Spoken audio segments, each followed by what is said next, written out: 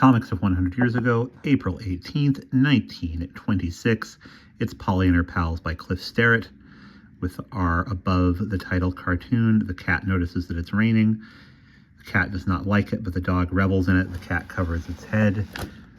The dog is very surprised at the cat's reaction. The cat starts to shake the moisture off as the rain ends. The dog is quite shocked watching. The cat slinks away while the dog watches. Polly and another girl sit on the sofa talking while Pa listens. The girl says, "It burns me up the way the mashers are increasing, Polly." Polly says, "Sawful.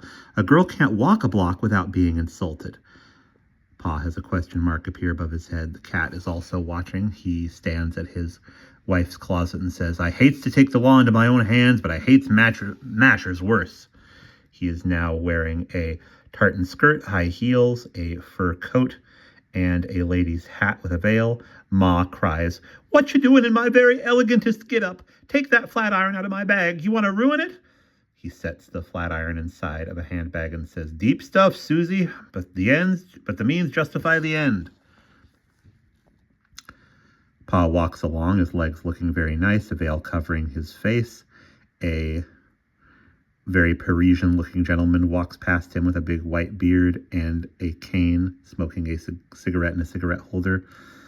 Pa says, "By cracky, that's the 65th guy what's passed me by without a tumble." He continues to walk, and a rather silly-looking fellow in a yellow and red striped jacket says, "Dear me, that lady's pocketbook is open." Pa says, "Doggone it, here I am loaded for bear and nothing doing." The man taps Pa on the shoulder and says, "Beg pardon, miss, but..." "So," says Pa. Sock right on the guy's face. His hat flies off.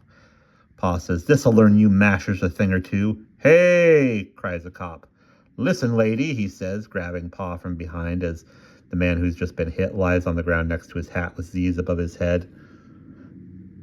Slam! Pa hits the cop in the face and his hat flies off. "Business is picking up," Pa says. He lifts his veil and cries, "Suffering cats, a cop," as he looks at the now knocked out cop. The cop sits up with a big lump on his head, begins to blow his whistle, and 3 more cops run around the corner. "Come on, dogs, do your stuff," Pa says as he runs down the street. Pa is now shoveling his women's clothes into the furnace as Ma cries, "Heavenly days, Pa, are you dippy?"